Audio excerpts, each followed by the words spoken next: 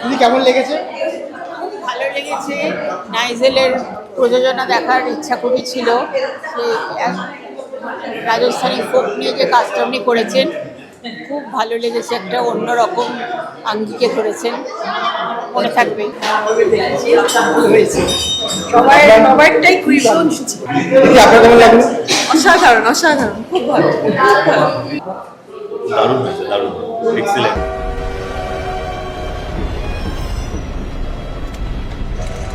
প্রচেষ্টা তো সবসময় সুন্দর, যে কোনো প্রচেষ্টা ছোট হোক বড় হোক সবসময়তেই ভালো।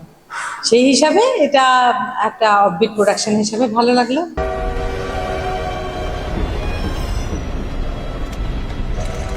এই নাটকটার মাধ্যমে আমরা একটা মেসেজ দেওয়ার চেষ্টা করেছি। আমার মনে হয় আজকের দিনে দাঁড়িয়ে মেসেজটা ভীষণই ইম্পর্ট্যান্ট। আর যেহেতু আমাদের দুর্গাপুজোর সামনে, আমরা প্রত্যেকেই দুর্গার বন্দনা করি বাঙালি হিসেবে। আমার মনে হয় যদিও আমরা রাজস্থানের প্রেক্ষাপটে নাটকটি করেছি, কিন্তু এই নাটকটির মাধ্যমে আজকে বাংলার প্রতিটা গ্রামান্তরেও আমার মনে হয় এই মেসেজটি ছড়িয়ে যাবে। তো আমার নিঃসন্দেহে মনে হয় যে নাইজেল এবং তার পুরো কলাকুশলীদের এটি একটি অত্যন্ত সুন্দর উপস্থাপনা, যেটার মাধ্যমে আমরা সমাজকে একটা সুন্দর একটা মেসেজ দেওয়ার চেষ্টা করেছি। So I wish them all the very best for their future presentation.